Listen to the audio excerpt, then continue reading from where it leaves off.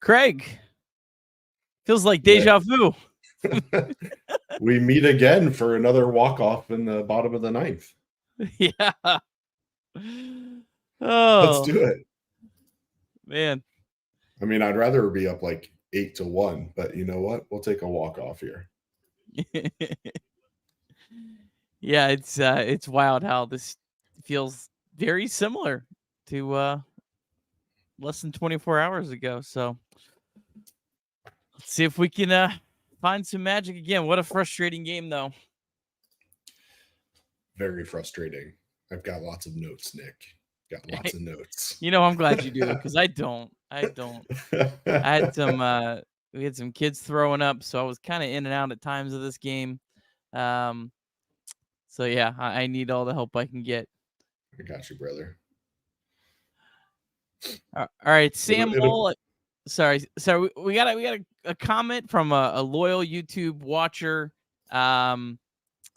Wanted more play-by-play as we're doing these streams, so I'm gonna try to do a little bit more. Chat, if you hate that, let me know, and I'll shut up. I'm trying to do, we try to have this be a produced show of the chat in the comments. So, Sam Mole facing Cody Bellinger, 3-2 count. We're in the top of the ninth. Swing and a miss, struck him out. All right, Craig. Let's go. I mean, handled Belly today. If nothing else, we can say that much. I mean, handled everyone. They got what, 3 hits? I know. And a cheap ass home run. 5 hits. 210 expected batting average. That home run was. Yeah. I mean, what are you gonna do? What was that? No, I mean, in fairness, that was a 26 out of 30.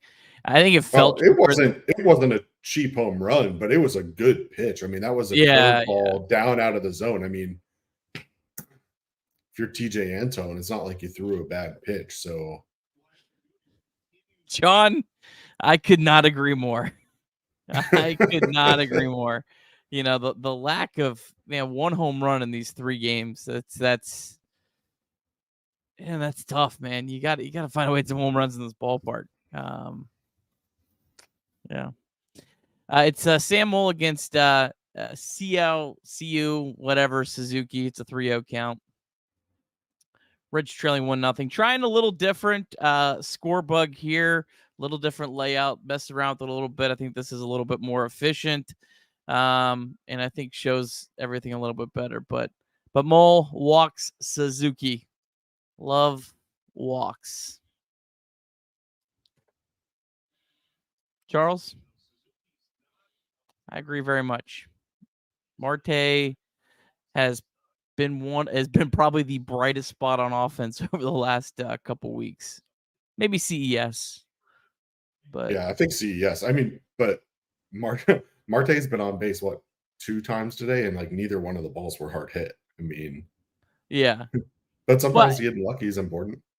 More just like the all around package with Marte for being 21. I think that's kind of more what stands out is that with Marte, he's far from a finished product. I'm not saying CES is a finished product, but he's certainly a lot further along, being a guy that, went through college and spent a lot more time in the minor leagues. But Mole's got to find a way to throw some strikes. We got a 2-0 count to Yan Gomes. Runner on first. Ricky Logan. We need likes. Trace might jump on. They had the bash at Short Vine today. The UC. I don't know if I'm allowed to technically say it's the UC. The football team of a University of Cincinnati tailgate party. So Trace is finishing that up. He's gonna try to join us if he is able. But until then, you're stuck with me and Craig.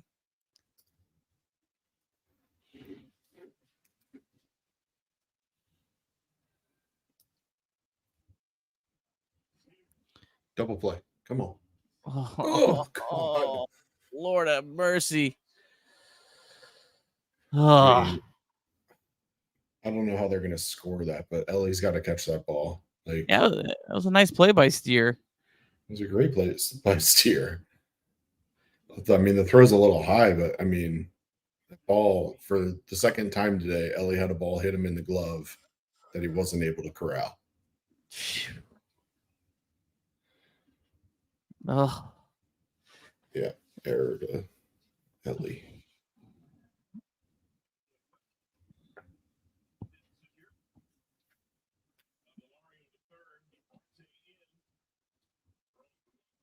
yeah, Marty can make plays. Glad somebody can. Please hit it to that guy. It's like a vacuum. Oh, all right. So we got 2 outs, second and third. Someone coming up for the Cubs. Talkman again. He pinch hit for Wisdom earlier. They're gonna pinch it again, but Nick Madrigal. Get the righty lefty matchup.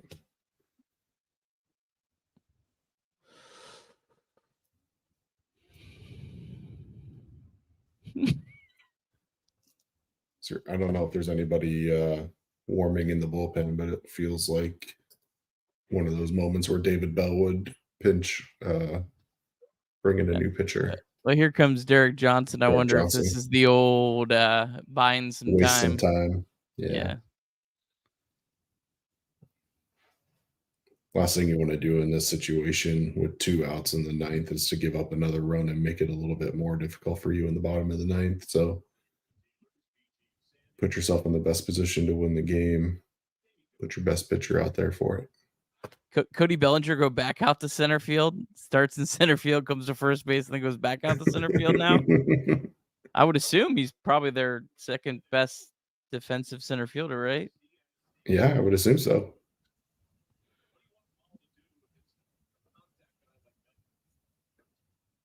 I would think they're.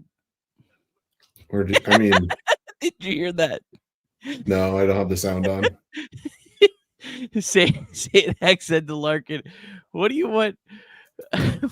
What do you want Maul to do to a guy like Madrigal?" Larkin responds, "Strike him out." I mean, that'll work too.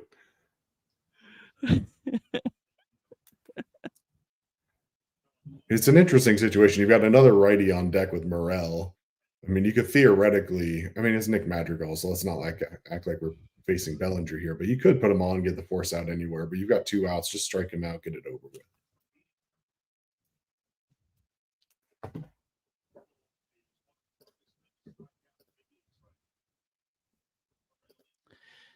Yeah, I mean, it was Sadek's talking about. I mean, Madrigal has a significantly better contact rate. I mean, Morel's a better hitter, but you know, you have a better chance of probably striking out more. I think Morel also has really bad splits against lefties. I mean, they said earlier in the game, Morel was like calling that a foul ball. Morel's hitting like 170 in his last however many games. It's not like he's smoking the ball right now. I know he hit a big home run in Wrigley against the lefty. I don't know if it was against Abbott. He hit one off a lefty, and they were like talking about how he has terrible splits against lefties, and then like hits a ball 5 miles. Well, what do you say we just get a strikeout right here, and then we don't have to worry about it?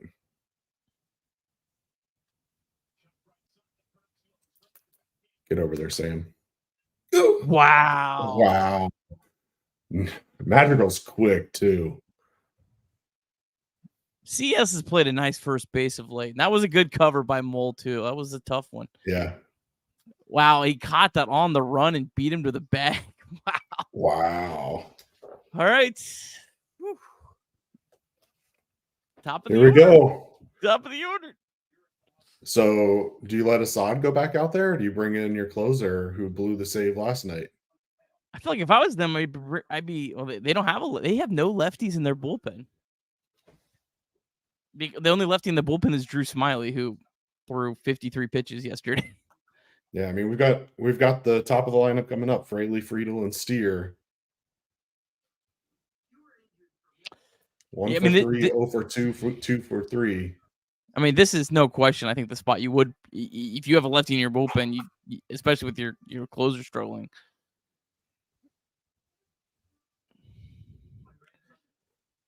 Oh, well,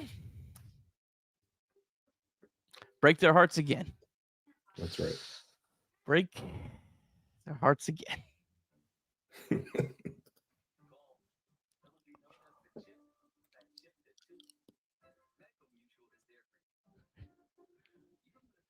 Mouse goes in home. All TVs on Guardians send help. Mouse Cop, what is going on? Funny story, Mouse Cop. The Guardians are the only baseball team that I can't watch. It costs like $40 extra a month, basically, to just watch the Guardians on DirecTV. All right. So Fraley get a base hit and then bring in Stu to score the tying run again. Yeah. Mark Leiter. Wow. Went with a righty and not their closer. He was a closer for right before they decided to give Alzolay a shot, and then he obviously went with it. I feel like Leiter had a bad last outing. Let's check this out. Final line on Assad: 8 innings, 7 hits, no runs, 1 walk, 7 Ks. His ERA now down to 2.69. All right, Fraley, let's go. Ball one. Oh boy.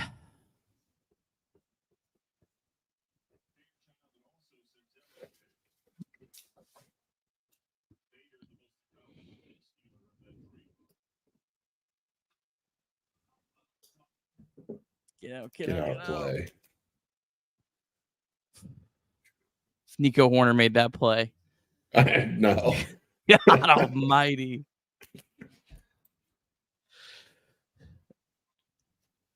Now the Padres are up 3-0 on the Giants. Oh yeah? With Snell on the mound. With Snell on the mound. With Snell on the mound, and I was just gonna say the Giants have Harrison on the mound, who apparently was a Cy Young winner when he was playing the Reds. Well, they made him throw too many pitches. Yep, there you go. Wait till him and Cobb. Wait till Cobb's next start. Yeah, they're gonna mess up. You said it on the broadcast. Yeah. You said it on the broadcast afterwards that a lot of times people go out, they throw more pitches than ever before, and then they kind of hit a wall, and maybe it's happening.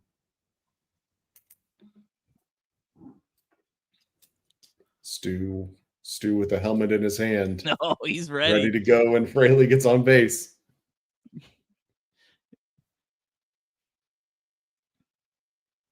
I'm Stu. I don't know if I want to get on base tonight, man. Imagine the pressure of being the base runner, the pinch runner tonight in this game with how it's gone.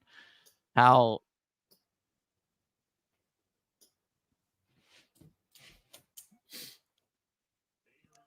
what did you find about Leiter's last outing? His last outing was with the Reds. He pitched yesterday. Oh, okay. It was in game 1. I mean, I think I kind of I got some work calls at the end of game 1, and it was it was kind of one of those. He did give I think he gave up a run in the outing before that though, but it wasn't as bad as I thought it was.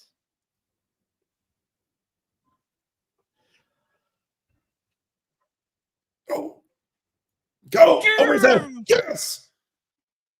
How about having Stu at second base? Let's go. Be careful, Stu. Jake Fraley, man. Dude. Jake Fraley. Can you on one leg? This dude. You talked about they're going to Bader. They're going to Bader. Ooh. little veteran experience at second base. David Bell said, "I'm not putting Stu Stu, in. I don't trust you." Even though he's really done nothing to not be trusted. He's like, I'm going to bring in the new guy just because. Oh, you bunt here. Do you bunt here? With Friedel? I think so. Yeah, I think so. Yeah. I'm not a bunt guy, but with his bunting ability, man, you love the Cubs to throw one up the line here too. Mm-hmm. Yeah, and with Candelario at first base, I don't think he's a great defensive first baseman. Well, and they're playing the third baseman way in. I mean, Bader theoretically can get a good jump here. Bader goes.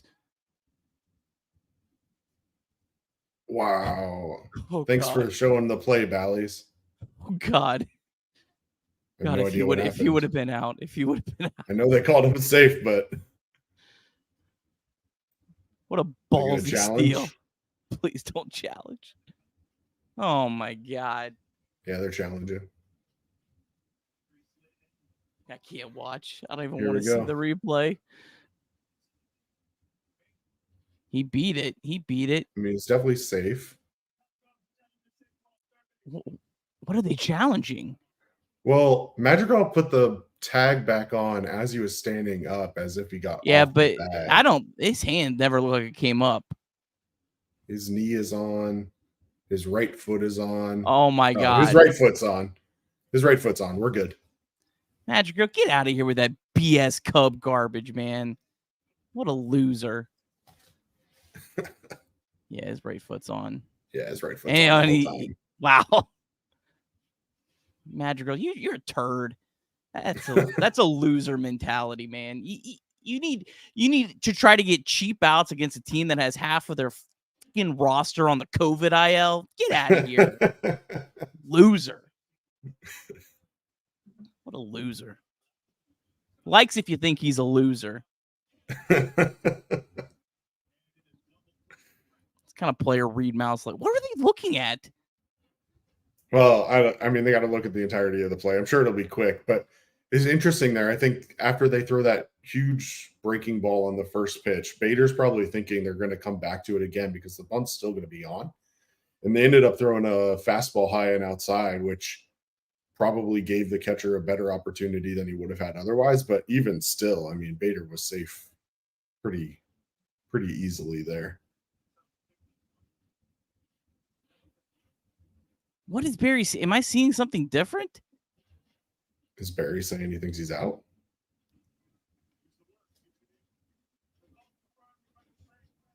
Yeah. Well, I don't know what Barry in the chat was seeing. What did you guys see? Is there another camera angle I'm missing? I don't know. I mean, and that's garbage. That play should not be reviewable. Why do we review that kind of stuff? That's against the entire spirit of Major League Baseball. Stop reviewing garbage plays like that. Who wants to watch that? Who wants to watch a replay in a crucial game in the bottom of the ninth inning? No one out. We're sitting here waiting for 3 minutes to see if, maybe his foot came halfway off the bag. It's garbage. Get that out of Major League Baseball. And TJ Friedel, break their miserable hearts. Tell them how you really feel, Kirby. God, I hate that. I hate those reviews. They're just so dumb. I don't understand why that's a part of baseball.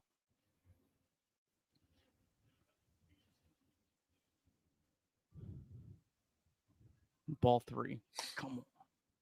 Come on, baby. Make him work. How many pitches did he throw yesterday, Nick? He's up to probably 11 not right many. Now already. 14. Yeah, probably not. The way that first game was going. Ball 4. Let's go. That was a good at bat, man. It was a good at bat. Spencer Steer. I gotta tell you, I'm not. I know what you're gonna say. Go ahead. No, you go ahead. No. You go ahead because you were gonna make the point that I was gonna say that was from you. Well, I was just going to say that Spencer's been hitting the ball extremely well. You've seen him go yesterday opposite field twice, today opposite field and up the middle. He's seeing the ball really well, feels really comfortable. I don't want anybody else at the plate other than Spencer Steer right now. Yeah, I was gonna say take the ball the other way and get TJ on third base here and tie the game up. Yeah, I was gonna say you pointed that out earlier on X.com about how well he's been taking it the other way. Yeah, and that's we've talked about how a lot of these rookies have gotten figured out. Well, I think Steer's kind of made an adjustment back. He seems like the first one that's kind of ahead of that group that's adjusted back. Yeah. Come on, Spencer. Oh God. Yeah. Could you imagine? I don't know if Assad has the best pickoff move in the majors or what, but we clearly did not know what to expect from him early on in this game when it came to pickoff moves. Yeah. It's interesting that they've got the infield shifted so heavily on a guy who's gone Oppo Taco so much recently. Ooh. Hit him or foul ball? Hit him. Oh, God. Ellie. He's had a good day, too, at the plate. Oh. Look, bases loaded, nobody out. Oh, jeez.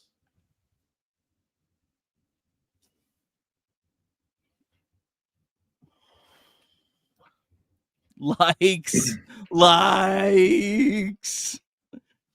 He says on his deathbed, man, I hope Steer's not hurt. That happened to, remember Fraley in that Dodgers rally? We're like, oh, he got hit, tying run, and then he got hurt. Mm-hmm. Ellie, first pitch curveball, single up the middle in the second. Double on that little flare in the fourth. And then a strikeout in the seventh. So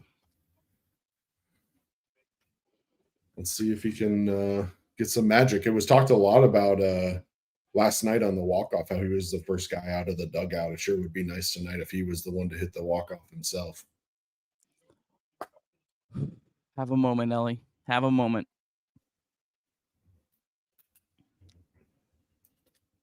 Here we go. Bases loaded, nobody out, Nick. Smart base running. Can we get a phone call into JR House and let him know some smart base running today? We don't need an out at home plate here. Nobody out. Shout out to you. Why are you warming anybody up? Sit down. Bases loaded with nobody out. We're winning the game right here. Let's go, Ellie. There it is. Ellie, what are you doing? Oh my God, they didn't send him. Oh, no, to our house. It's okay. It's okay. We still have the bases loaded. No one out. We still have the bases loaded. It's a tie game. It's a tie game. Fine. Ellie, that's a 3-hit day for Ellie De La Cruz, folks. That's a 3-hit day for Ellie De La Cruz. Whew. Break their hearts. Break them. Shatter them. What a swing, man. Wow. What was that off the bat? 110.7. Oh, man. Oh, my God. Oh, 110.7 off the bat. Likes. Nick Martini. Oh, Nick. Run into each other. Oh, Nick. That was Renfro up.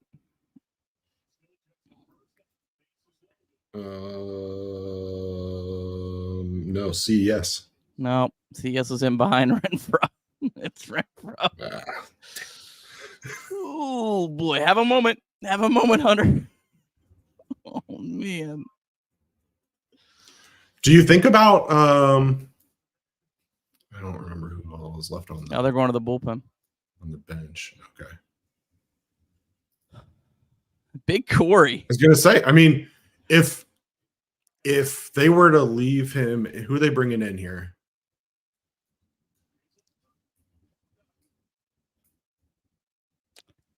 They're bringing the opener from yesterday. Yeah, the opener from yesterday. Submariner, side armor. All right. All right. Well, let's reset here. Yeah. Bases loaded. You reset it. Bring us home. Where are we at? Big Craig? Bottom of the ninth. Started off with Rake Fraley coming in, sharp line drive to right set to the right field, doubled. Bring in Harrison Bader to pinch run, who then on the second pitch to TJ Friedel stole third base. TJ Friedel ultimately walked. Spencer Steer gets hit by a pitch to load the bases. And then Ellie De La Cruz, 110.7 miles per hour, single on the right side, gets through. Bader scores. Everybody else advances.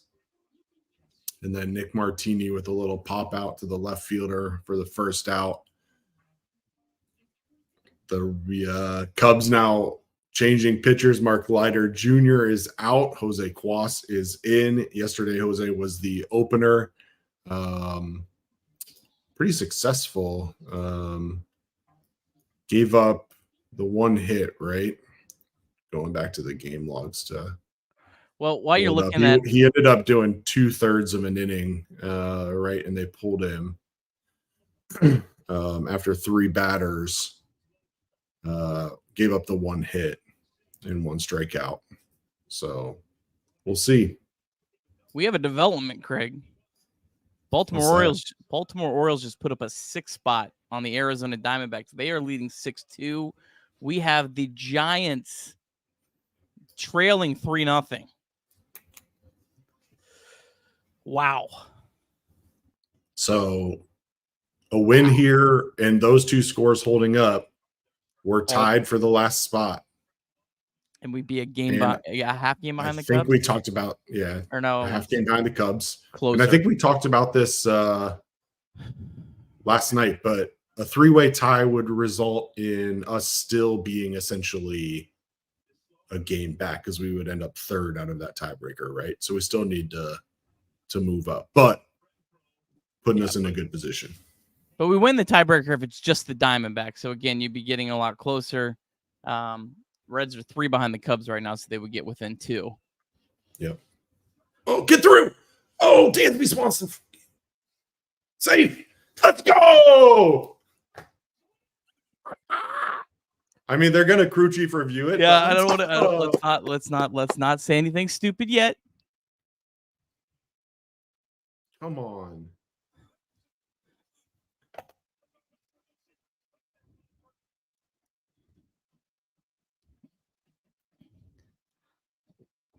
I mean, I think review is inevitable, right? I mean, David Ross is going to ask for it. They have to give it in a moment like that. But safe. That was in the ground.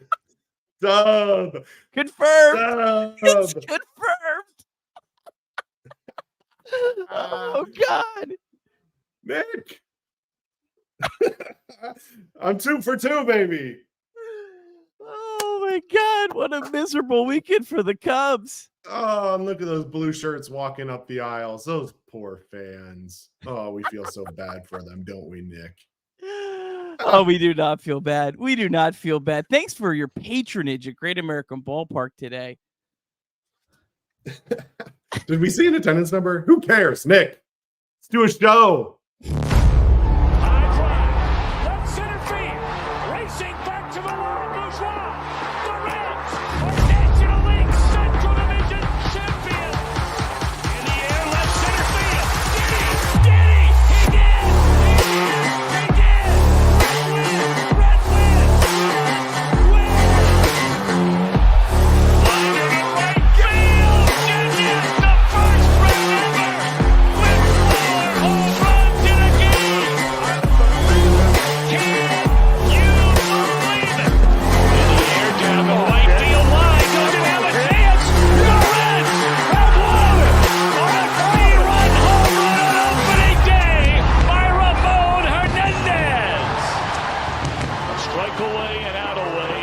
for Bailey.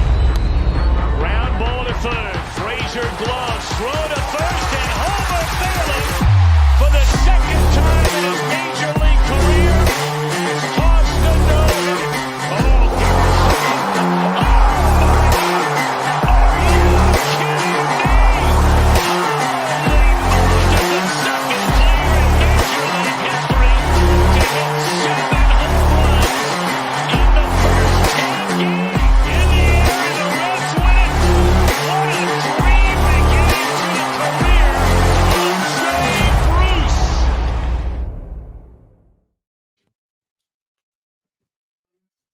Nick, the Reds just stole a baseball game from the Chicago Cubs again.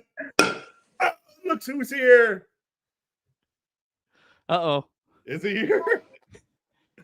His screen looks about as Black bleak Al as the Drunk. Cubs bullpen.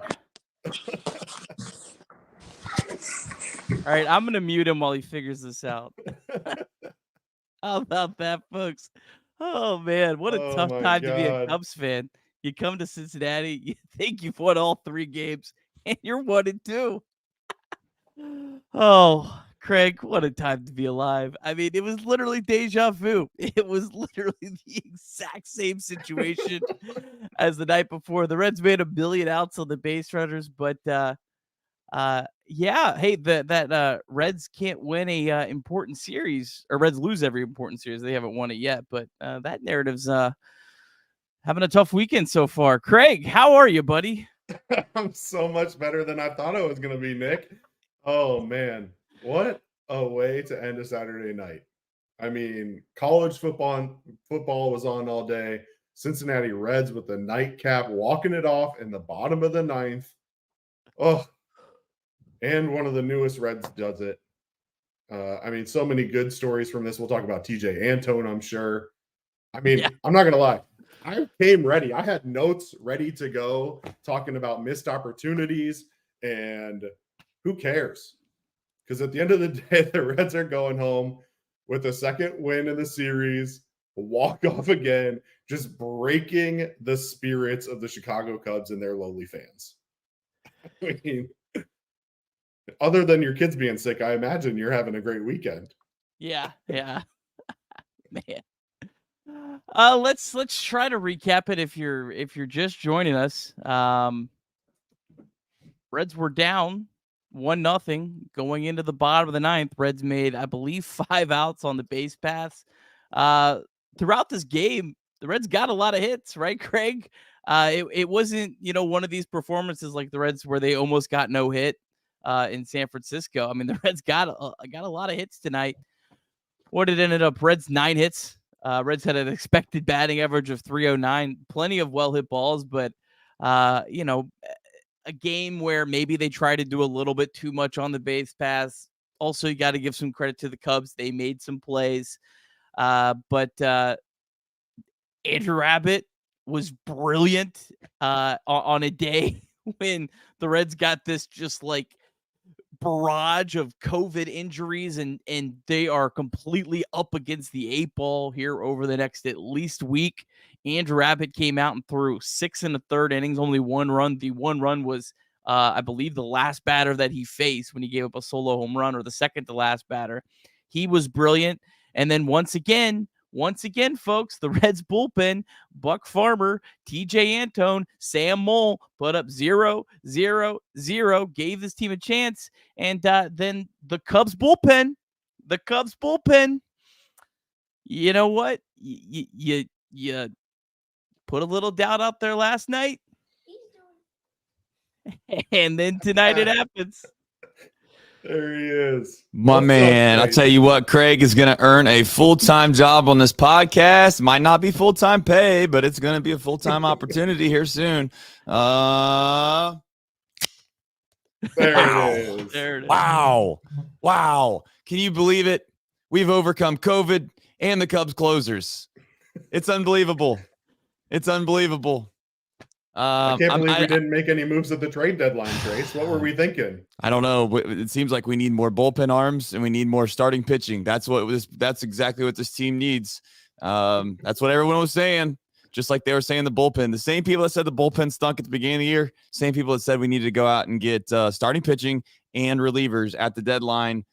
Just so happens that we're lucky to score 2 runs. But I can't be long. I really hate to be like that, but I just can't be long. Today is a wildly long day for me. Your boy here is just absolutely beat to hell. But you know what? I was sitting there in my bed. I watched that.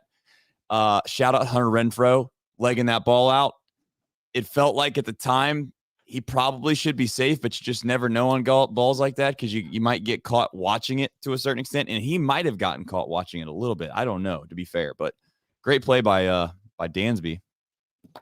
And I don't know. I mean, guys, season was dead yesterday in the 9th inning. Season was dead.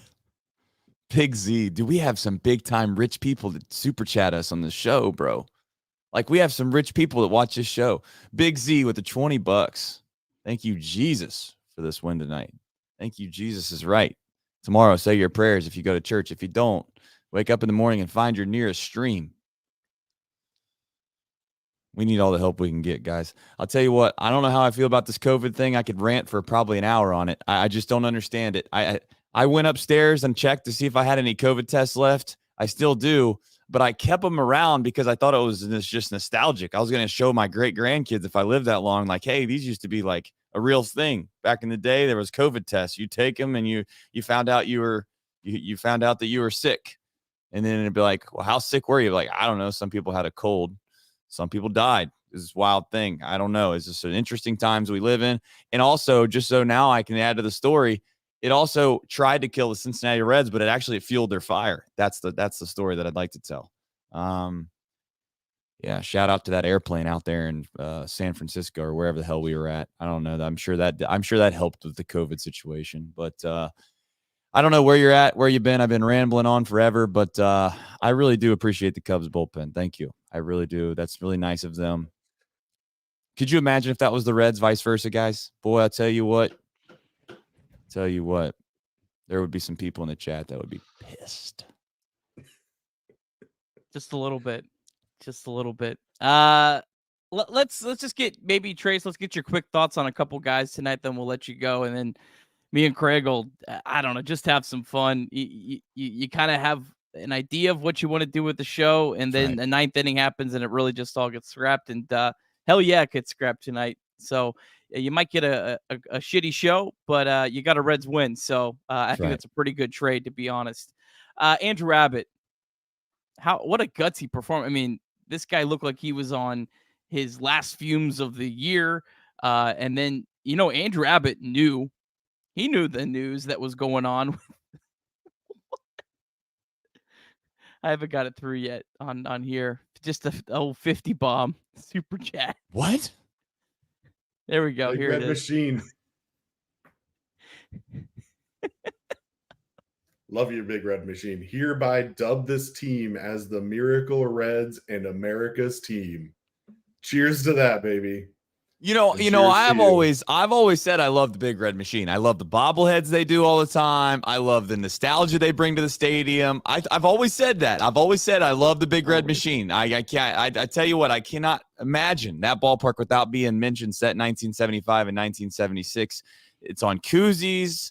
They got statues everywhere, rightfully so, by the way. And I can't tell you, that just rung my bell of all things of how much I do love the Big Red Machine. Shout out to them. Trace, before we get back to Andrew Abbott, there's 400 and something people watching. We just got a $50 super chat, and this is College Football Saturday. What?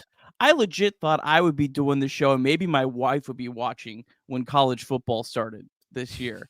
I don't even know what's going on. This is incredible. I love you guys. You guys are awesome. Shout out to you. I'm going to pull up the chat. Andrew Abbott. I mean, I think I kind of was setting it up. He knew what was going on with the Reds' absolute dire starting pitching. If you're just joining us, Williamson and Green are on the COVID IL. Ashcraft's on the real IL. I don't know what else to call it. So that's 3 of your 5 pitchers. Nick Lodolo's shut down for the year. Like, he knows how dire of a situation this is, how much the Reds need a start, and he really should be shut down right now. Trace, Andrew Abbott. One wise man once told me one time that if he throws strikes, if Andrew Abbott throws strikes, he's a really, really good pitcher. And there's this rare occasion that sometimes he doesn't throw strikes, which causes some issues. I even said it last show. He's got to skip a start. I don't know if he can anymore. It's time to work overtime. But I tell you, Nick, sometimes, brother, when you work at Best Buy, you work at Kohl's, you know the deal. You ain't giving Black Friday off, man. You want to take a holiday vacation between Christmas and Thanksgiving, or I should say maybe Thanksgiving and Christmas, you ain't getting it off. That ain't part of the deal. If you're working here, that's part of it. Just so happens to be that I take back everything I said. I think that he can't have any days off at this point. He's not going to be able to have any days off. Shout out Connor Phillips, though. Congratulations to him. I don't want to bounce all over the place, but good for COVID to get Connor Phillips to the big leagues. That's nice of him. But I don't know, man. Andrew Abbott, what else do you want to say about him? The bullpen's unbelievable. Andrew Abbott was unbelievable. This offense stinks. Golly day, do they stink. But they'll figure it out, I think. They seem to figure it out with Cubs bullpen, though. I don't think the offense really stunk today. I mean, they had 9 hits. They did hit the ball. I mean, there's definitely some concern the Reds can't hit home runs. Like 1 home run in 3 games against the Cubs in this ballpark, not getting it done. But I think the offense was pretty good. It was just 5 outs on the base paths tonight. I mean, that's what about TJ Antone too? I'm all over the place. I'm on. First of all, I'm feeling great. I'm feeling fantastic. I mean, I'm feeling like I'm on top of the world. I went from being so down, so miserable yesterday. I legitimately had my hands in my face while I had to listen to these musicians in front of me, just having a great old time at the ballpark. Just like, oh, look at the old power stacks over there. You see that it's got fire that comes out of them at the strikeout. I'm just like, shut up, man. I don't want to hear it. I just want to be miserable. And then sure enough, so be it. 7-year-old convinced me to leave the stadium, and everything's been great since. So you're welcome. Nick, I wanna point out, Trace and I both said yesterday, Abbott may need a rest, whether that's extended rest between starts, whether that's sitting a start, whatever it may be. Comes out tonight, like you said, 6 in the third, 5 strikeouts, all on the fastball. And that was what was impressive to me. All 5 of his strikeouts were on the fastball. And so you're talking about a guy who may need some rest, and yet he's out there. I got to eat crow. Last night I said he wasn't a dog. He showed tonight that he was a dog. 5 strikeouts, all on the fastball, 2 walks, 97 pitches on a guy who clearly needs some rest. Dude's a dog. Hey, I know. I got an idea for Jake Fraley next year when he enters spring training. I plan on maybe being at spring training. I hope next year. We'll see how that goes. But I can bring a hammer if he needs me to. I will break his toe anytime he needs me to break it. I mean, if this guy's going to play like that with a broken toe, we got super chats galore. I mean, Nick, good luck running the show. I'm going to have to get going in a second. I see people saying fireball, fireball, fireball. I don't even have fireball here, but you know what? I'll chug this beer. How about that? Mr. Whisper says, it cannot be understated how much we needed that win. My main thoughts are Abbott. Just wow. We survived those closers. We survived death's doorstep. We all realized we knew what was going on. Could you imagine the vibes around this clubhouse if I told you that they lose that game yesterday and then the news breaks today that half their damn staff's out, not even half their staff, literally 90% of their staff's out? Like, where would we be? We'd be so far down in the gutter that we would be saying basically the year's over. And some wins are more than others. Just like that there's losses that are more than others as well. Shout out Sunday in Oakland. But Matt Wells with the super chat. Dude, this show is out. So holy shit.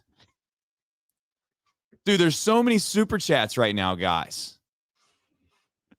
Dude, we almost have as many super chats as we have transactions in the last day or two. Holy smokes. These Reds, 19 transactions in 33 hours, they said on the broadcast. Dude, Matt Wells says, thanks, guys, for doing this every night this year, helping make it fun. Just the beginning of great next few years. I hope so, Matt. I really do hope so.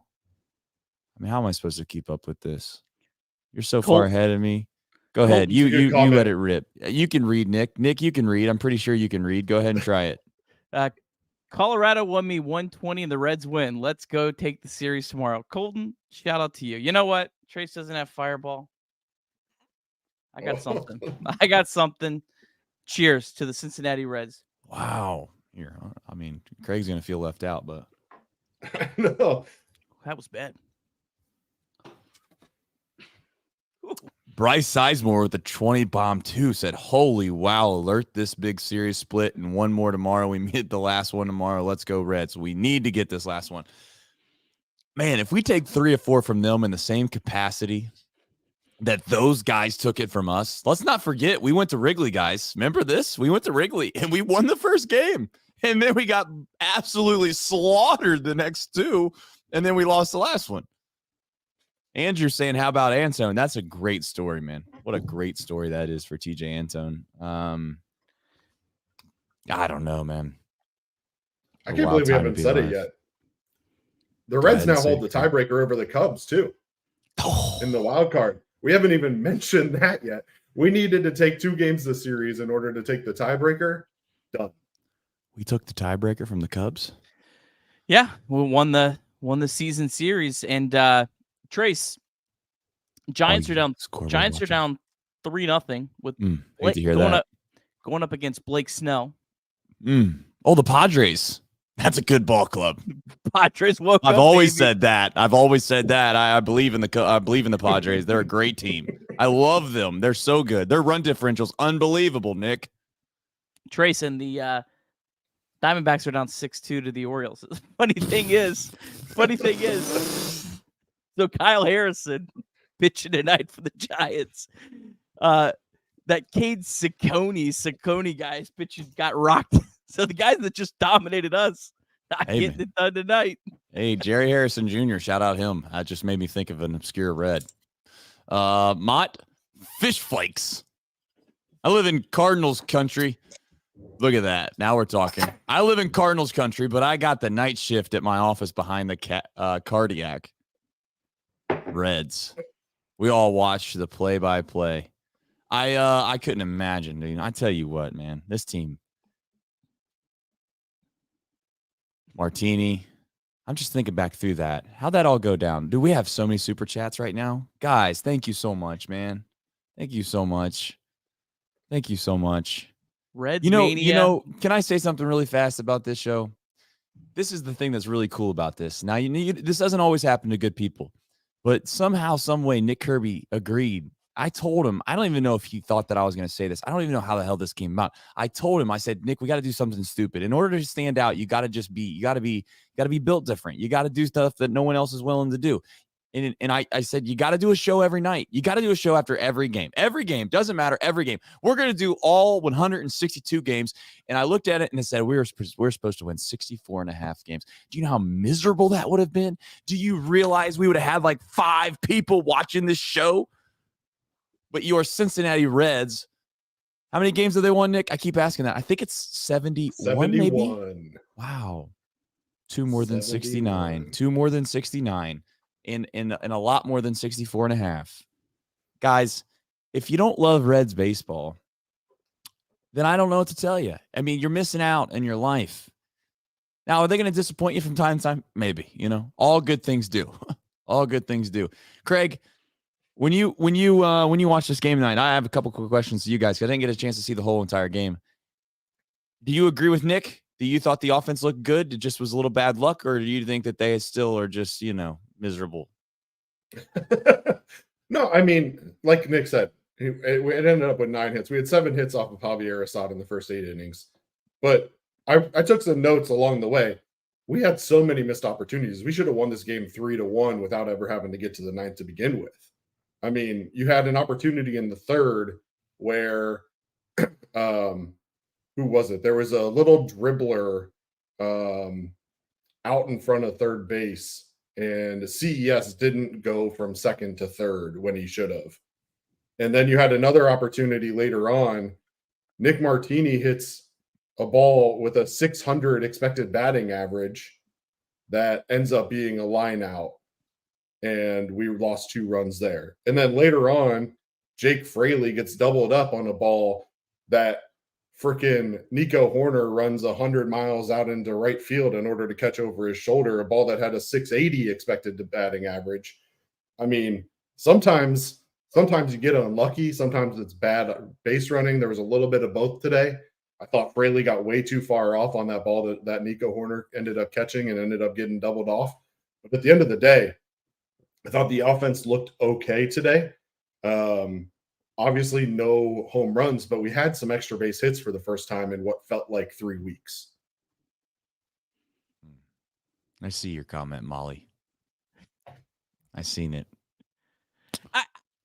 Trace, it felt a lot different tonight than it felt a lot of these other games, especially during the end of that road trip, where, you know, man, the Reds were just struggling to get any sort of hits. I mean, they had 9 hits tonight. They had an expected batting average well over 300 tonight. I mean, like Craig said, that Nick Martini ball gets through.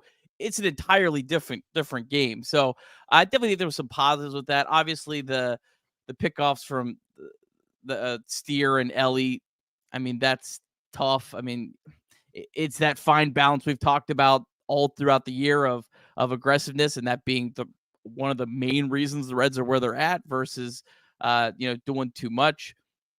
I think the Fraley one, if the Fraley one would have been on its own, it wouldn't have been like the 5th runner to get to make it out on the base pass. I think people probably wouldn't have felt like it was as awful as it was. I mean, Fraley's trying to score there, right? The Reds desperately needed a run. He's trying to score. Nico Horner made an absolutely ridiculous, stupid play. Like, does any other second baseman in baseball even come close to making that play? I mean, he made that play like falling down, throwing it. So I think a lot of it really just started stacking up. And then TJ Friedel, I mean, it was a caught stealing, but there's 2 outs. That's the perfect situation for him to run. So it really kind of started snowballing. And when you're not scoring runs, it feels worse than it is. And thank God they won, so I can say this, so I don't have the whole chat just telling me I'm an idiot. Because it's wild how if they win the game, you know, my points are valid. If they lose, I'm an idiot. But I'm just kidding. I love you guys. Hey, I got a couple things. You guys got about 1,000 super chats to keep up with. So hey, best of luck with that. Here's the thing. David Brown, as always, coming in base as hell. What about Big Balls Bader stealing third with nobody out right there? He got a great jump. And also shout out to him for staying on the bag, because you want to talk about somebody really going from, hey, I'm a Harrison Bader guy, to being out on Harrison Bader in a matter of 2 seconds. It would have been if he stepped off the base right there. I was readily gonna kill him. I mean, that's probably where I was at. They looked over the dugout, and as soon as I seen Ross tell him to review it, I was like, did he step off the bag? Thankfully, the Cubs are just stupid, and that's what it was. And the Cubs, I have a quick question. Did the Cubs even have a chance to challenge that last place since they lost the challenge before? Or is that? Well, you can ultimately ask the umpires for a crew chief review. Gotcha. You gotta ask. After like the 7th inning, I think you have the opportunity to do that on plays like that. Okay. So I saw David Ross out there talking to the umpires. I'm sure they reviewed it. I think it was confirmed. It doesn't matter. Yeah, I think they did review it. Okay. And I went nuts during the live stream, but those challenges are just garbage. Get that out of baseball. The guy, maybe his foot was off for 1/10 of a second. There's no place in baseball for those type of reviews. Change the rule. It has to be called in real time. No one wants to watch that. What point we're in the middle of a incredible baseball game, 1-0 game. Bases should be loaded, and we're sitting waiting for 3 minutes to see if Harrison Bader's foot maybe came off for 1/2 of a second or 1/10 of a second, and the umpire missed it. Get that out of the game. It's terrible. Are you saying just the initial slide, or are you talking about when Bader was basically trying to stand up? What are you talking about? Well, normally what I've said a million times is the overslide and how we're on the same page for that, but it's almost like the way that it almost looked like what they were challenging was they thought that maybe he didn't, like when he went to like stand up, he didn't step on the bag, which is like a whole nother level of just I don't know. I mean, some of it's Bader not being an idiot, which he wasn't because he stayed on the bag, but again, I'm talking even if that's the Reds on the other side of that, and I've been consistent on this. I've said this in actual times where it's been on the Reds on the other side. The umpire needs to see that with his eyeballs. If he doesn't see it, that's not a challengeable play. That's not a play where we go, oh man, did you see last night when the guy overslid on the bag and his foot came off for half of a second, but the umpire didn't call it? Man, that just completely changed that whole game. I feel cheated watching that baseball game. Like, that's the kind of stuff that they got to get out of here. Just, it'd be such an easy fix. Yeah. No, I get it. I mean, I understand where you're coming from. I also understand the logic of getting off the base. So, all right, guys. Before you go, Trace, can we get a No Cubs Go song again tonight? Oh yeah, you want that? Absolutely. All right. You got a dunk on the way out too. Okay, I'll do that too. All right. I think they sing this song. It's something like this. It goes, ready? Go Cubs, go. Go Cubs, go. Hey, Chicago, what do you say? Let's bring the bullpen in today and lose the game. That's not very good. Let's try it again. Ready? Go Cubs, go. Go Cubs, go. Hey, Chicago, what do you say? David Ross is a bum today. Something like that. All right, full screen, buddy. Shout out Reed Mouse, by the way. I love you, buddy. I love you. I hope everything's good. I hope it's all well and dandy in that house of yours. I'm sure you're treating it just fine. You're a grown adult. You'll get through it. He's calling off on Monday.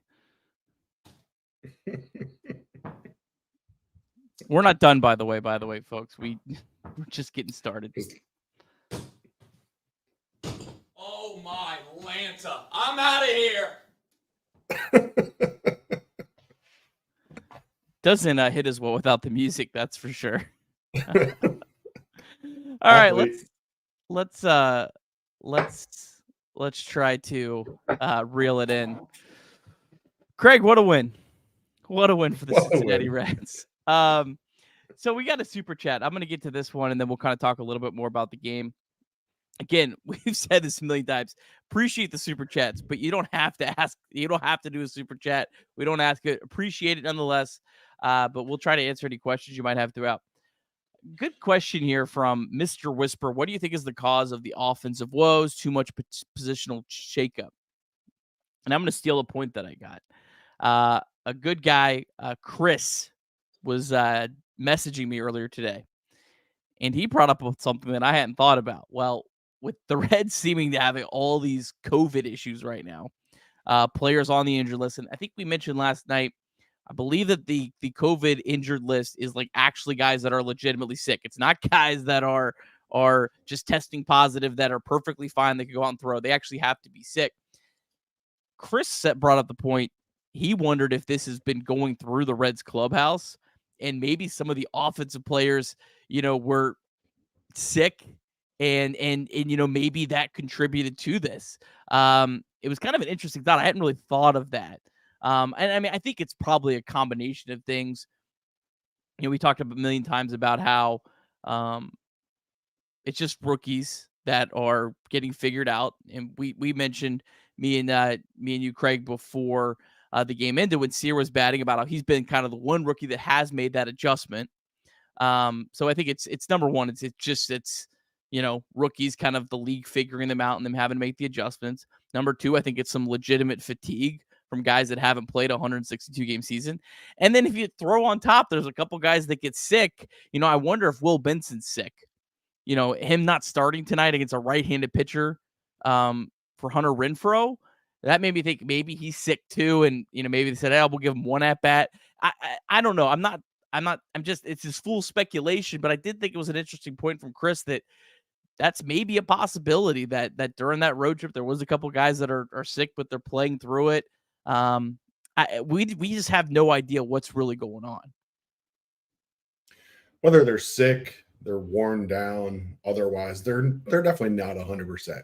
That's to be expected when you hit September in Major League Baseball, though, right? So whether they're battling COVID or they're battling jet lag, I mean, it's just they have to adjust to Major League Baseball. And I think we talked about it with Steer, but you look at Elliott and he came up and he was red hot there for the first couple of weeks, and then it kind of cooled off.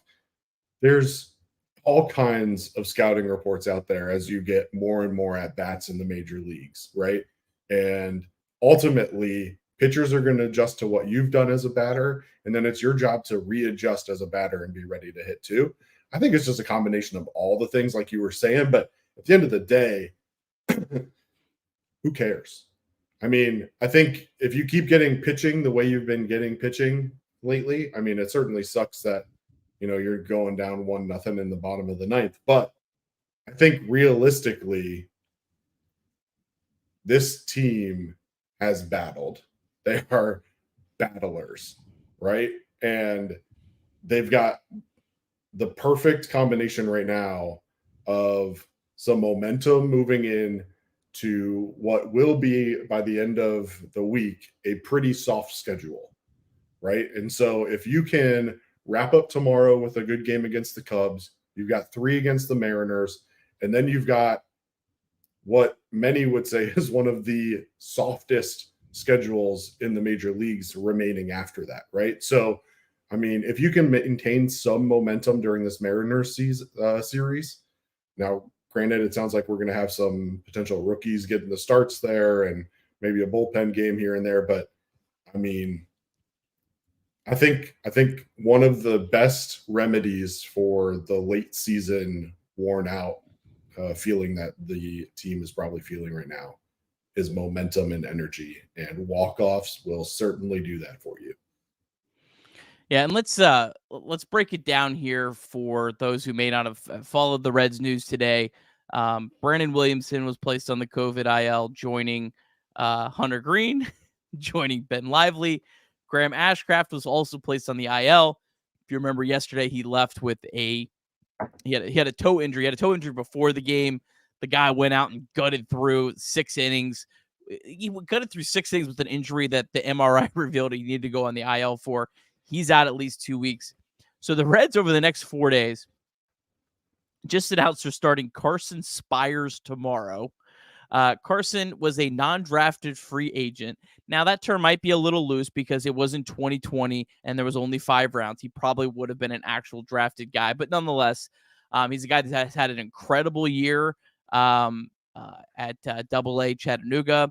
Kyle Bodie, the Reds' former pitching developing coordinator, put out a whole thread about the guy that I would highly recommend you check out. I'm sure if you go on Twitter, there'll be 1 million people retweeting that tomorrow when he makes his debut. But it's really cool talking about the journey that he's had. He's had a nice year. You hope that he's a guy that can come up and maybe, there's not a whole lot of good video on him, right? Maybe you can sneak one by the Cubs. That's why this win tonight, it was so huge. But then after that, I'm assuming Monday's probably Brett Kennedy starting. The Reds did announce Connor Phillips was getting called up, but Connor Phillips pitched on Thursday, so full rest would put him on Tuesday. So I'm assuming they go Kennedy on Monday and Phillips, and then I'm assuming it's Lyon Richardson. So your next four days, you're going to see, I'm assuming, Carson Spires, Brett Kennedy, Connor Phillips, and Lyon Richardson. And then the Reds thankfully have an off day. The Reds are hoping to get Hunter Green back next Friday for the first game of the Cardinals series. Then Andrew Abbott's term would come back up. And then you're also hoping maybe Brandon Williamson could come back for that final game of the Cardinals series. So I think at least if you survive through next Thursday, you have a chance of maybe kind of getting back to at least a similar rotation. Me and Craig were talking about it. There are a lot of off days in September, so you can manipulate the rotation a little bit. You can get by with 3 and 4 starters and maybe even some bullpen games or whatever else you need to do. But this was a huge win tonight when you're staring down these next 4 days. But hey, you never know. Baseball's a funny game. We've seen the Reds lose games this year that they had no business losing. We've saw the Reds win a lot of games this year that they had no business winning. So we'll have to see how it plays out. But this was a huge win tonight to at least kind of, all right, take a deep breath, see if we can manage our way through these next 4 games. Yeah, and I admittedly don't know a whole lot about Carson Spires.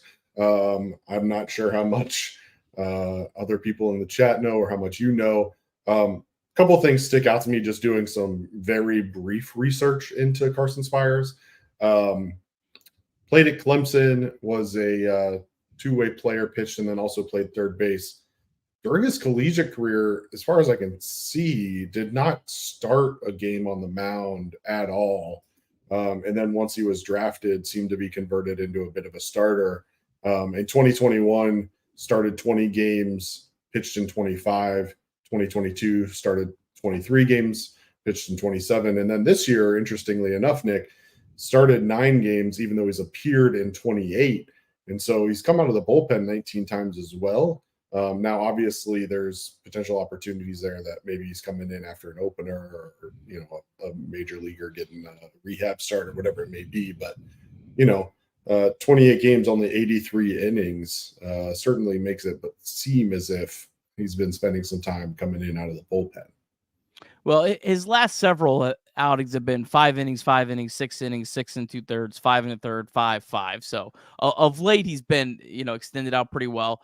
He's a guy that can strike a lot of guys out, but he also does struggle with command. Expect a lot of that with Connor Phillips as well coming up.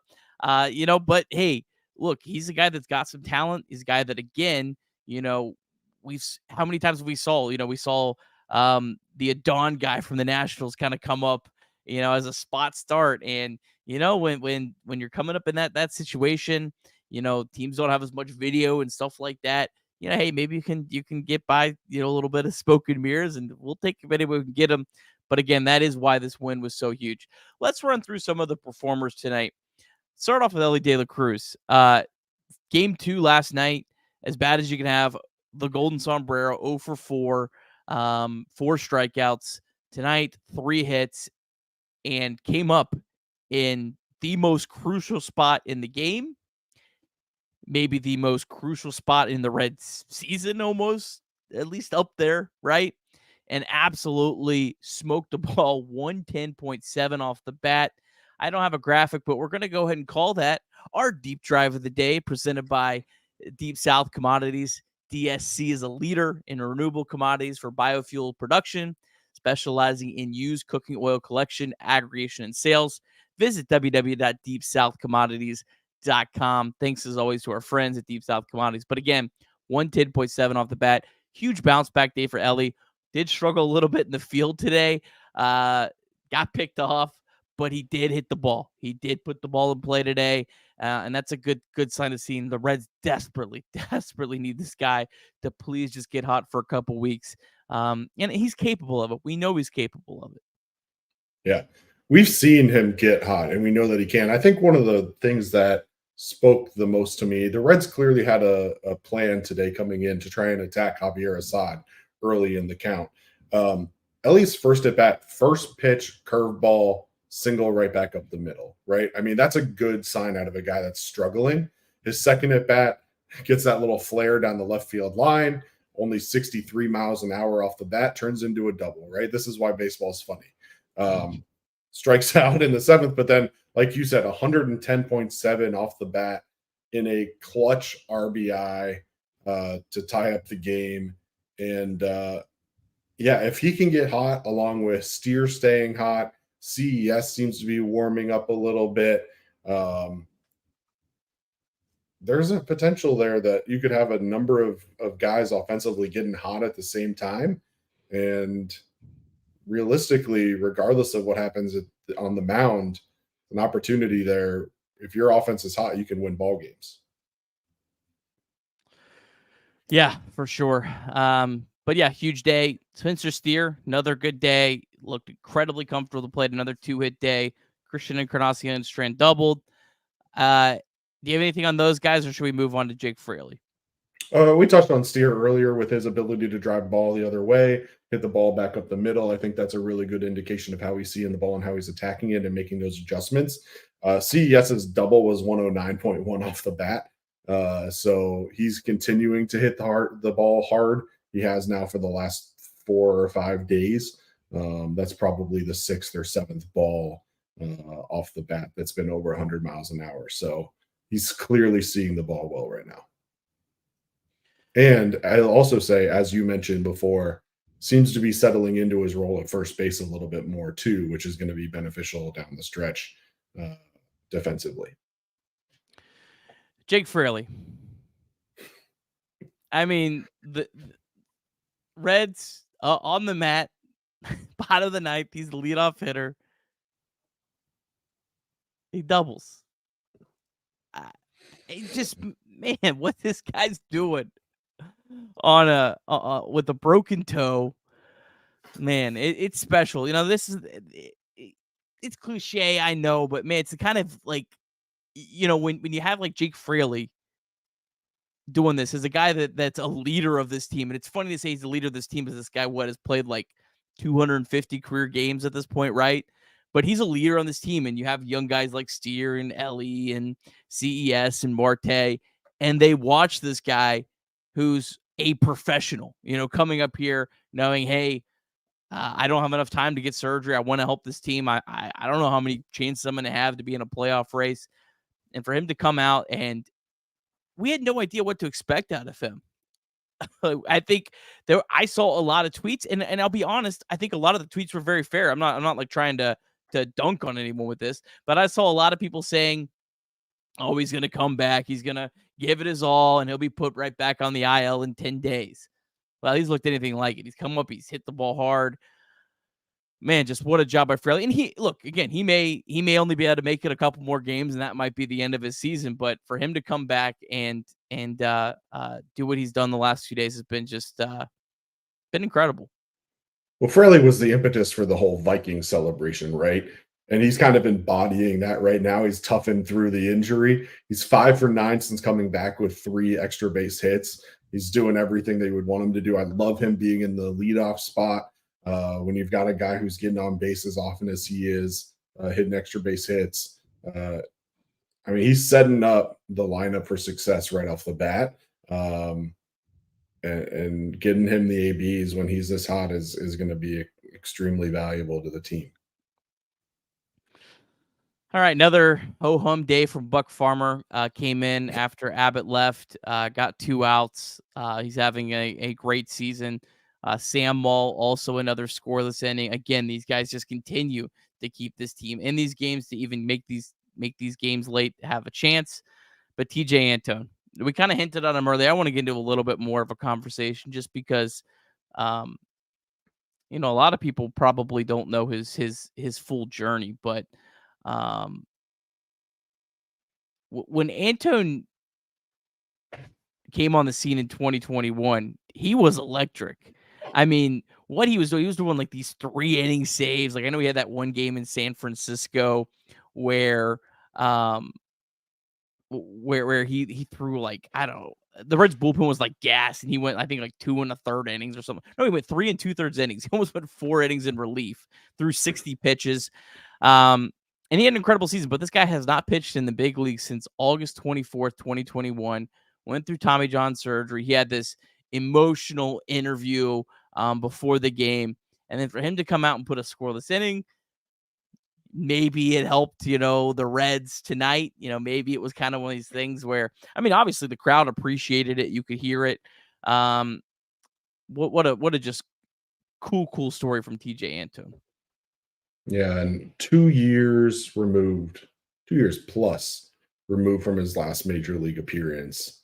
And you saw the emotions in the video that the broadcast played from his press conference when he was coming back, and you saw the challenges that he went through and the conversations that he had with his family and his wife and everybody about potentially hanging it up, right? And to come back today, it gives up that leadoff single to Nico Horner, and then immediately turns around and gets Swanson to ground into that double play, and probably just feel a little bit of weight comes off him, right? And then turns around and strikes out Ian Happ to end the inning, and you could see the emotion coming off the field.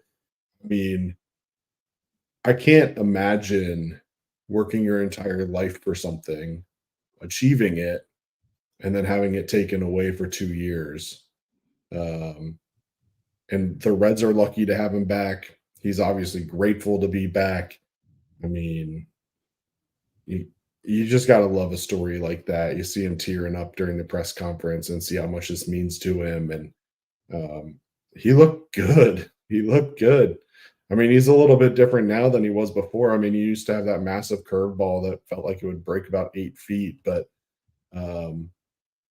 yeah, I mean, getting him out there, a couple fastballs, the curveball is still his kind of go-to, it seemed like, from that. And then the strikeout to Ian Happ was on a swinging fastball that Happ missed. I mean, shout out to him for the return and for kind of settling his emotions and settling in and being able to get through that inning without any damage. I mean, he's going to be a big piece for the Reds bullpen to have for the next several weeks. It's really good to have him back. Well, especially with, the Reds going to have all these rookie starters making starts. I mean, any help they can get pitching wise. I think it's really going to be almost like an experimental next 4 games by the Reds. It's going to be like trying to find whatever formula gets you 27 outs, right? I mean, you're each day going to be like, all right, well, I think I might be able to get 11 outs from Spires, and maybe I can get 4 from Antone. And man, anyone that you can get, any out that you can get is going to be huge. And it's really, I think, going to be a grind here over these next 4 games. But again, we said it, that's why this win tonight was so huge. Yeah, and I don't know how much you're going to be able to ask of him early on. I certainly don't expect him to come out and be throwing 3-inning saves. His longest outing in the minors this year is 1 1/3. So I certainly don't expect him to be the guy that he was 2 years ago when we used to be able to go to him in the 6th inning and he'd get us through the 8th. But just knowing that you have that arm out of the bullpen who can come in, even maybe serve as a setup role down the line, I mean, could save you games. I mean, realistically. Exciting, nervous, all the normal emotions. Almost feels a little bit like a debut again. And at the same time, a little bit like home. Go back in the clubhouse, see the guys I know. Get the hugs, get the congratulations. It's a big accomplishment to come back from a second Tommy John. And so, kind of those are all the emotions. Yeah, last night I got in at it was 9 o'clock. Showed up in the locker room. Rushed, got dressed. Saw the score of the game, and I was like, I might be in tonight. It's a 1-run game. We tie it up, go in extras. I'm in there. So quickly got ready, went to the bullpen, threw a little bit, and that was when Martini hit the home run. It was like right when I got finished throwing, the stadium erupted, and I was like, this is sick. This is what I missed.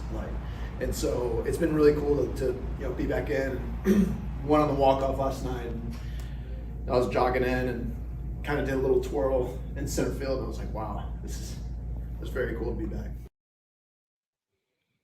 All right. Well, I guess the MLB film didn't have the full bally where you got a little bit more emotional. That was cool, but nonetheless, I think you get the picture. Really cool for Antone. Craig, you got any other thoughts about this this game tonight? Anything else stand out to you from your notepad?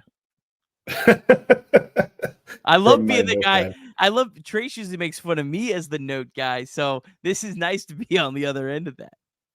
Well, you and Trace have a little bit different memory than I do. I think if I didn't write things down, I'd be struggling to remember what happened and who hit what and all these other things. So, if it wasn't for the show, I'd probably just be watching the game and enjoying it and not worrying about my notes. But I mean, I'm here to put on a show for these people in the chat. We got 400 people in here. You think I'm going to be sitting in here not knowing what I'm talking about, Nick?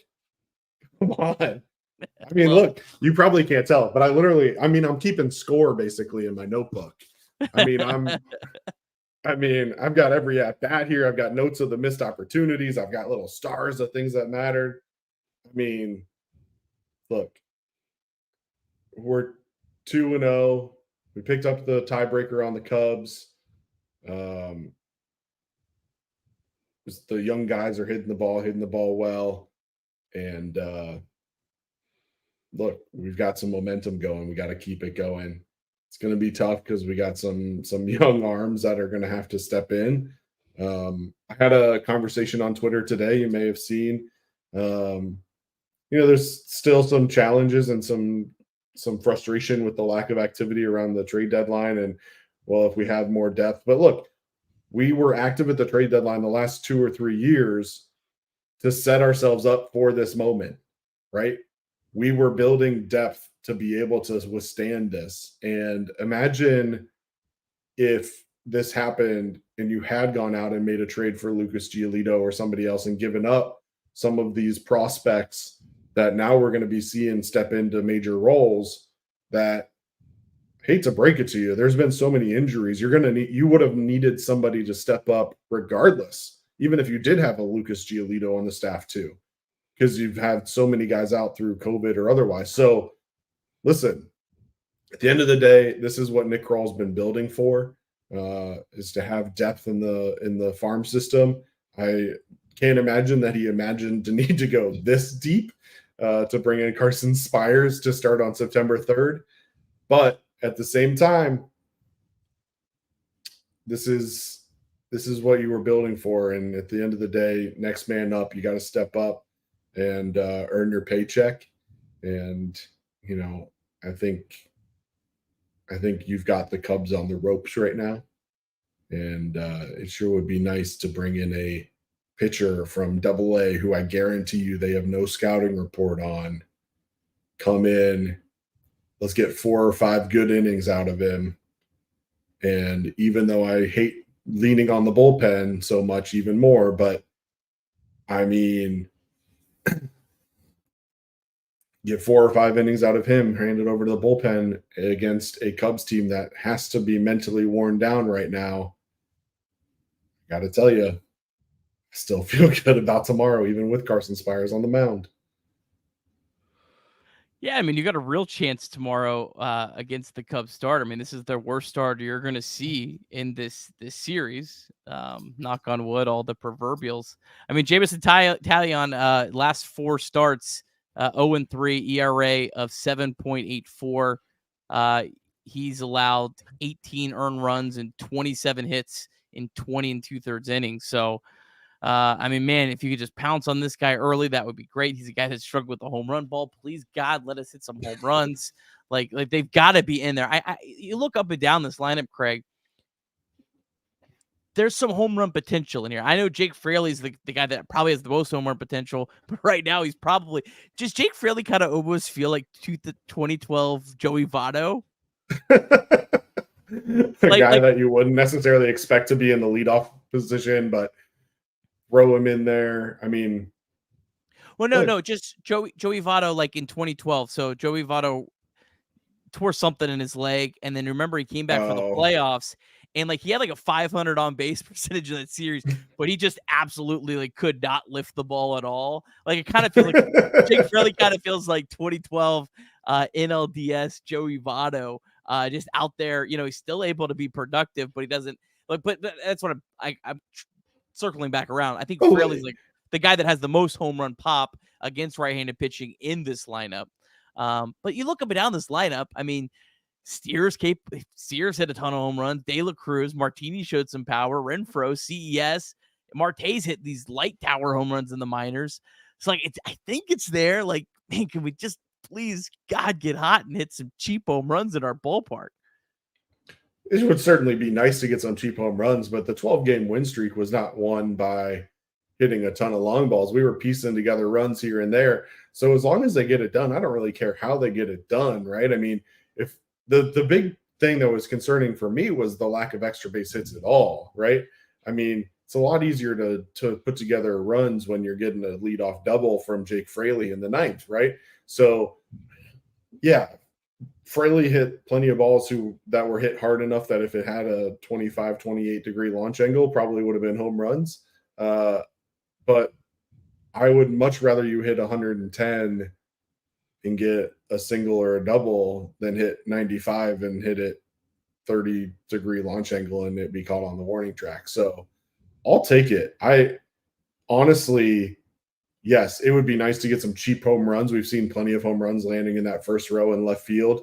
And it would be great to get a couple of those, maybe even a couple 20 rows deep like Nick Martini did last night. But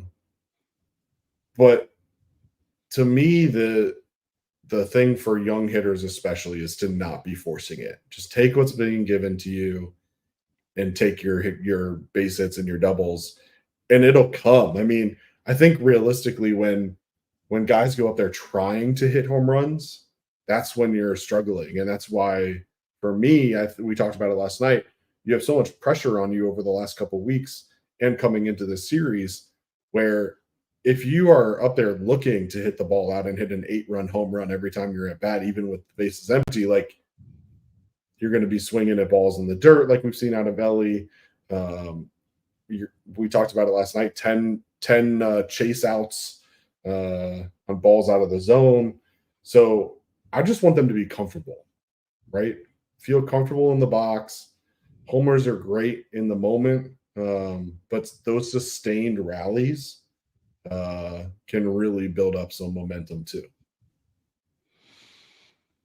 Yeah, for sure. I see some questions about, some injuries. I mean, I'll try to kind of run through. If you go to reds.com, they do keep a pretty good tabs on kind of all the injury reports. We already talked about the guys on COVID, so I won't go through them again. So a lot of people asking about Matt McLain. The last thing is there's no timetable for his return. So if it's September 2nd, you see no timetable for his return. It's probably unrealistic he returns at this point at this year. If he does, great, but I wouldn't bank on it. Jonathan India, there's no timetable on his return. September 2nd, again, I think you probably have to expect those guys probably aren't going to return. If they do, great, it's gravy, but you're probably playing without them the rest of the year is the way that I view it.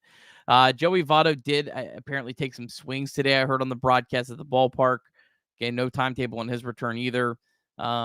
But again, I think you're probably what you're seeing right now outside of the guys that are on the COVID IL is probably, for the most part, what you're going to have for the rest of the season. Did want to make sure we mention, we'll talk about the Mariners. I saw a question about that. Did want to make sure we mention Noelvi Marte. I know we talked about it before while the ninth inning was going on. He continues to look really good, incredible at third base defensively. He's putting some pretty good swings on the ball for a guy that's 21, a guy that really probably wasn't expected to be here, just like Connor Phillips, who's going to make a start next week. I don't really think the Reds necessarily wanted either of those guys to play this season, but it just kind of came down to, well, we kind of have to get these guys up here almost with, some of the injuries and whatnot. So I think he's looking great. I'm definitely really encouraged about him. He's a guy that I was really high on. I'm really high on his future, but I wasn't necessarily high on what he could do this season. I thought this season was probably, he's way ahead of schedule to be here right now. So, but I think Marte's looked great. Any thoughts on Marte? Well, I thought he's looked great at the plate, but more so defensively. I mean, it's weird to say it after a game where we just watched Ellie with two kind of blunders in the field, but I feel like defensively this team has kind of kept the team in games because of some of the defensive plays that they've made.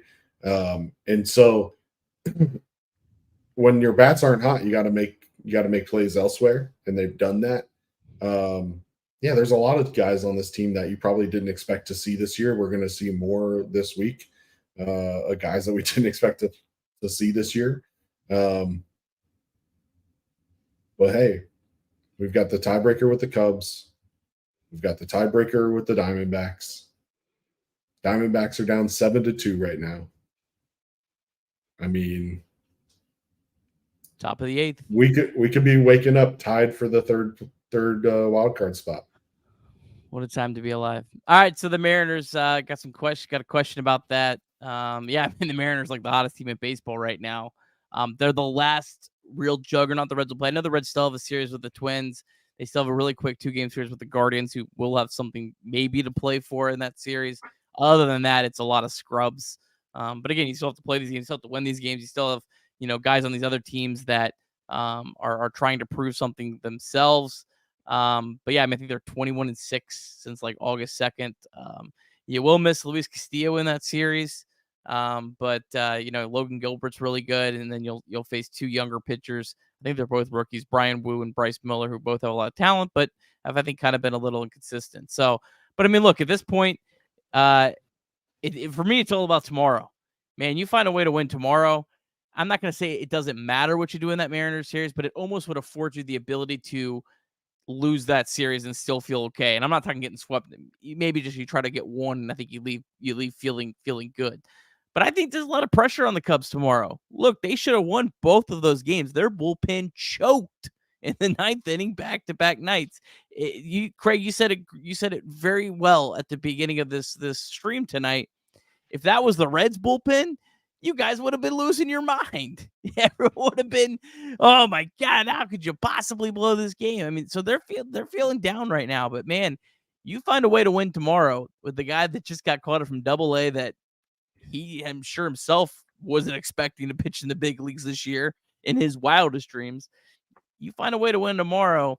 The Cubs, man, yeah, they might be leaving town with a 1-game lead on the Reds, but they lost the tiebreaker, and they're feeling down. And the Cubs have a brutal schedule coming up after they leave town. So I don't think tomorrow's a must win. I saw some folks saying that. I don't think tomorrow's a must win. I think it was a must split. I think it would have been a really, really nice take 2 of 3. If Brandon Williamson was on the mound tomorrow, maybe I'd be a little bit more like, you got to find a way to get this. But I'm not going to go out and be like, yeah, you must win with Carson Spires on the mound tomorrow. I mean, that's just, it's not realistic. But the Reds have a chance. I think they have a chance tomorrow. And don't let the Reds win tomorrow, Chicago. Don't let the Reds win tomorrow. Well, you've got a team who's coming off back-to-back walk-off wins, going against a pitcher in Jameson Taillon, who is not pitching his best right now. I can't remember the last time we scored a first-inning run, Nick. But tomorrow feels like a damn good game to go out there and just get up like 5-0 in the first inning. Just get out there, take the momentum that you've built over the last 2 games, string together some quality at-bats. Maybe Jake Fraley hits a leadoff home run. I don't know. But it just feels like one of those games where we've got the momentum. Let's get on the board early, chase Taillon, bring in a bullpen who's clearly shook a little bit.